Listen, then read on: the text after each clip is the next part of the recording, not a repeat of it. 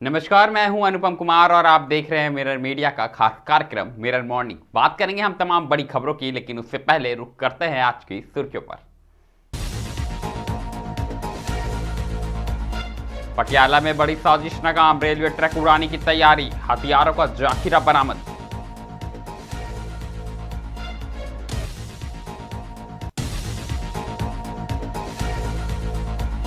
दून के जंगल में मुठभेड़, पुलिस पर फायरिंग, एक बदमाश ढेर, थाना प्रभारी घायल।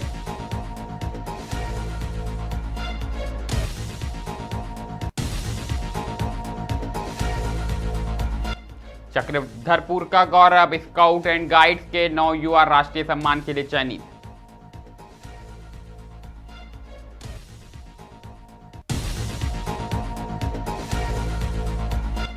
डाक सेवा का नया अवतार, घर से उठेगा पार्सल, समय पर पहुंचेगा।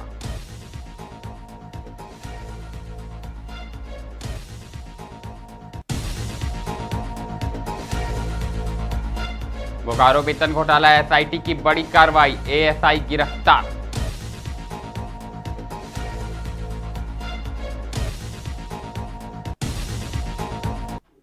अब खबरें विस्तार से। सबसे पहले बात हम पंजाब की करेंगे, जहां पटियाला में एक बड़ी आतंकी साजिश को समय रहते नाकाम कर दिया। जी हां, शंभू के पास ईस्टर्न डेडिकेटेड फ्रेट कॉरिडोर के रेलवे ट्रैक को उड़ाने की तैयारी की जा रही थी। इस मामले में गिरफ्तार आतंकी सतनाम सिंह की निशानदेही पर पुलिस ने हथियारों का बड़ा जाखिरा भी बरामद किया है। बरामद सामान में आरपीजी, आरडीएक्स, ग्रेनेड, पिस्टल और टाइमर डिवाइस शामिल है। जांच में पाकिस्तान की खुफिया एजेंसी आईएसआई और विदेशी नेटवर्क से जुड़े तार भी सामने आए हैं। सुरक्षा एजेंसी अब पूरी नेटवर्क की तलाश में लगी हुई है और एक एक बिंदुओं पर जांच की जा रही है। कुल मिलाकर बात करें तो कहीं ना कहीं बड़ी कामयाबी मिली है सुरक्षा एजेंसियों को और समय रहते बड़ा हादसा टाला गया है।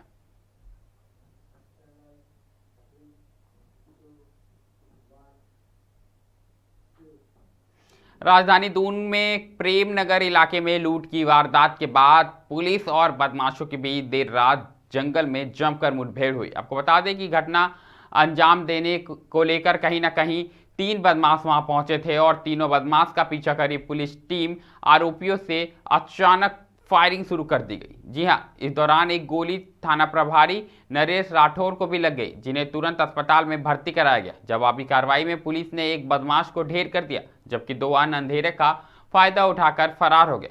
एसएसपी प्रेमचंद सिंह डोभाल के निर्देश पर पूरे इलाके में सर्च ऑपरेशन तेज कर दिया गया। कहीं ना कहीं पुलिस और अपराधी के बीच जो ये मुठभेड़ हुई है, इसमें थाना प्रभारी जरूर घायल हुए, लेकिन एक जो अपराधी है वो भी ढेर हो चुका है और कहीं ना कहीं जो बड़ी वारदात थी उसे रोकने में कहीं ना कहीं पुलिस कामयाब हुई है।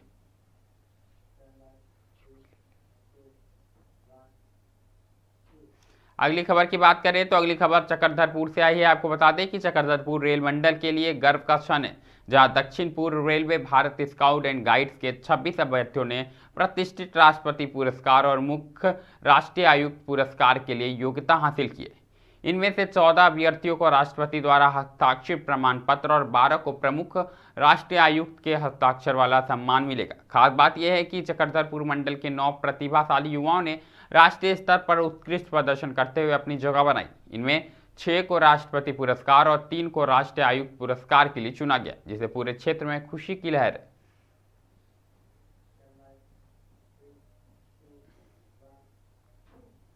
अगली खबर की बात करें तो अगली खबर बोकारो से आई है, जहां अवैध वेतन निकासी मामले में सीआईडी की विशेष जांच टीम ने बड़ी कार्रवाई करते हुए बोकारो एसपी कार्यालय के अकाउंट सेक्शन में प्रतिनियुक्त एसआई अशोक कुमार भंडारी को गिरफ्तार किया।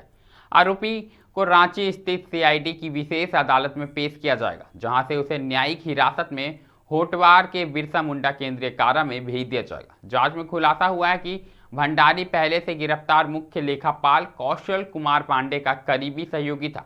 उसके खाते में पांडे के अकाउंट से करीब 50 लाख रुपए ट्रांसफर किए गए थे। एसआईटी अब पूरे नेटवर्क की गहन से जांच कर रही है।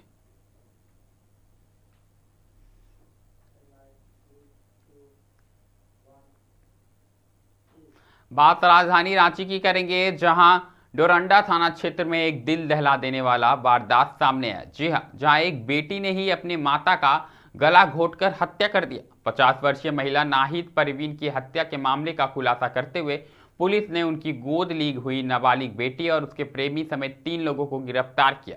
मामले की गंभीरता को देखते हुए मंगलवार 28 अप्रैल को मजिस्ट्रेट की मौजूदगी में नाहिद परवीन के शव को डोरंडा कब्रिस्तान से बाहर निकाला गया था। पुलिस ने साक्ष्यों के संकलन के बाद इस हत्याकांड की गुत्थी सुलझा ली। बताया जा रहा है कि 24 अप्रैल को नाहिद परवीन की हत्या की गई। वहीं 27 अप्रैल को पुलिस को रात में घटना की गुप्त सूचना मिली, जिसके बाद छानबीन शुरू हुई। जब पुलिस ने नाहिद की गोद ली हुई बेटी से कड़ाई से पूछताछ की तो वह टूट गई और उसने अपना जुर्म कबूल कर लिया। पुलिस जांच में यह भी बात सामने आई है कि मां बेटी के बीच पिछले कुछ समय से अनबन चल रहा था। हत्या के पीछे के कारण चौंकाने वाले हैं। बताया जा रहा है कि नाहिद के पति की मौत 4 साल पहले हो चुकी थी। उनके बैंक खाते में जमा पैसे को बेटी अपनी मर्जी से खर्च करती थी। नाबालिग बेटी ने अपने बॉयफ्रेंड अरबाज खान को लगभग 4 से 5 लाख रुपए दिए थे, जिसका मां विरोध कर रही थी। वहीं नाहिद अपनी बेटी की शादी किसी दूसरे जगह तय कर रही थी, जबकि बेटी अरबाज के साथ रहना चाहती थी, जिसके बाद बेटी ने अरबाज खान और समीर खान की मदद से अपनी मां को रास्ते से हटाने की साजिश रची। पुलिस ने इस मामले में त्वरित कार्रवाई करते हुए मुख्य आरोपी अरबाज खान और उसके साथी समीर खान को गिरफ्तार कर लिया। नाबालिग बेटी को संरक्षण गृह भेजने की प्रक्रिया शुरू कर दी गई है। इस घटना ने पूरे इलाके में सनसनी फैला दी है कि कैसे चंद पैसे और के रुपए के लिए कहीं ना कहीं एक बेटी अपनी मां की जान लेने पर अतारू हो गई और कहीं ना कहीं उसे मौत के घाट उतार दिया।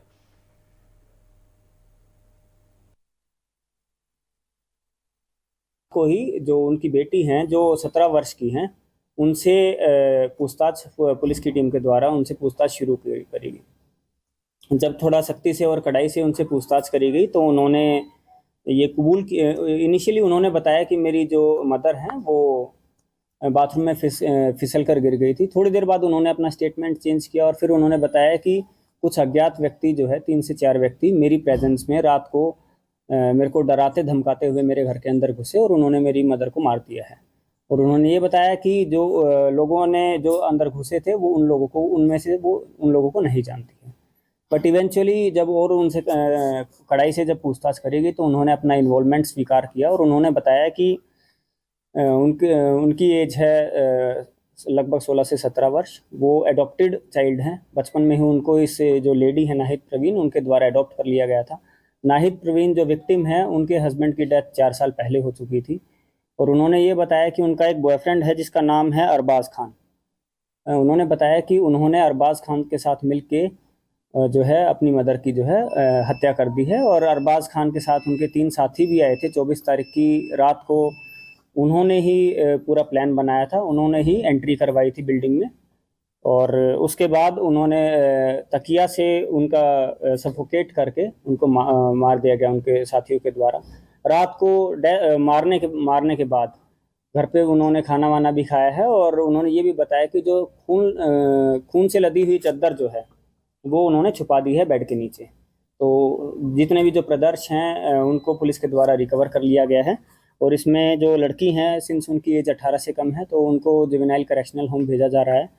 और 2 अक्यूज्ड को गया से गिरफ्तार किया गया है। समीर खान 20 वर्ष जो उनके प्रेमी के दोस्त हैं।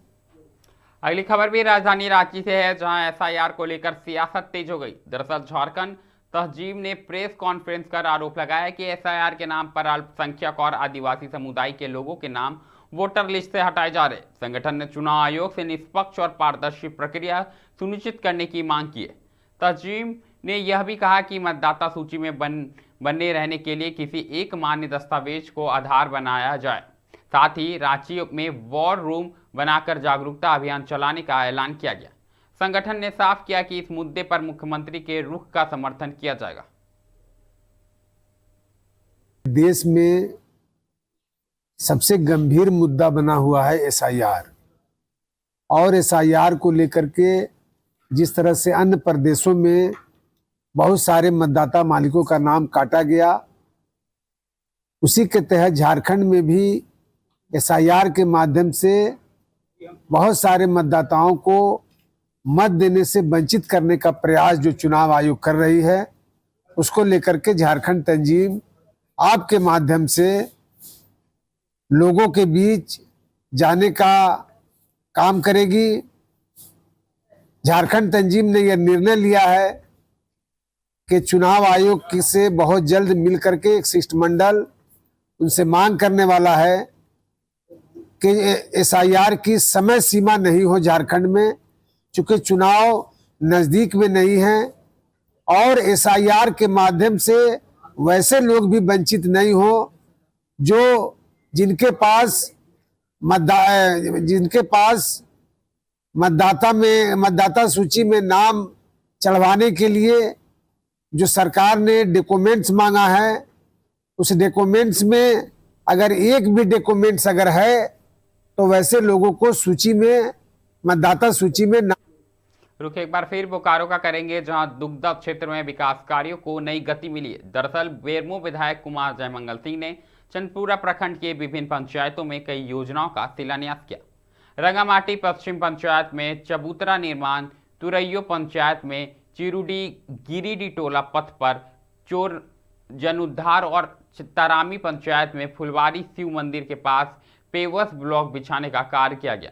ये सभी योजनाएं विधायक मद से लाखों रुपए की लागत से पूरी की जाएगी। इस मौके पर कांग्रेस कमेटी और स्थानीय जनप्रतिनिधि भी बड़ी संख्या में मौजूद रहे। कुल मिलाकर कहीं ना कहीं विकास कार्य को लेकर गति दी जा रही है और कुमार जयमंगल सिंह लगातार जनता के बीच जा रहे हैं और एक एक योजनाओं को विस्तार से नजर रख रहे हैं और इस योजना से कहीं ना कहीं क्षेत्र में खुशी की लहर है। का डिमांड है, इसी के उपलक्ष्य में उसको पूरा करने की कोशिश की जा रही है। आने वाले समय में चूँकि अब विधायक मत आ चुका है 2026 का, मैं समझता हूँ कि आने वाले समय में 1.5-2 महीना में जो 5 करोड़ की मेरी निधि है उसको हम लोग पूरा करते हैं। एक सवाल है विधायक जी कि हजारीबाग में डॉक्टर इल्फार अंसारी के द्वारा पत्रकारों पर हमला को लेकर इसमें कांग्रेस पार्टी क्या संज्ञान लेगी? अगर आप वो वीडियो देखें, हम लोग तो वहाँ भारतीय डाक सेवा अब सिर्फ चिट्ठियों तक सीमित नहीं रही बल्कि पार्सल डिलीवरी में भी बड़ा बदलाव लेकर आई है। आपको बता दें कि झारखंड में पहली बार पार्सल ऑन व्हील सेवा की शुरुआत हजारीबाग परिमंडल से की गई है। इस सुविधा के तहत डाक विभाग अब घर, फैक्ट्री, प्रतिष्ठान और संस्थानों से सीधे पार्सल कलेक्ट कर गंतव्य तक पहुंचाएगा। विनोबा भावे विश्वविद्यालय सभागार में आयोजित कार्यक्रम में अधिकारियों ने बताया कि यह सेवा न सिर्फ सुरक्षित होगी बल्कि तय समय सीमा में पार्सल डिलीवरी भी सुनिश्चित करेगी। आने वाले दिनों में इस पूरे झारखंड में इसका विस्तार किया जाएगा और कहीं ना कहीं यह योजना लोगों को लाभ देगी।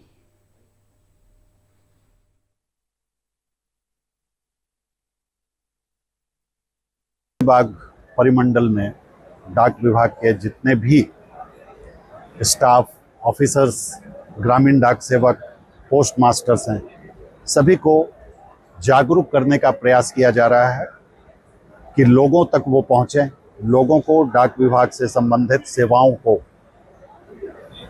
ले जाएं, ज़्यादा से ज़्यादा डाक विभाग से उन्हें जोड़ें और जो वित्तीय स्थिति है लोगों की उसे और सुदृढ़ करने के लिए उनमें बचत, इंश्योरेंस, इससे संबंधित जो सरकार की स्कीम है उसमें।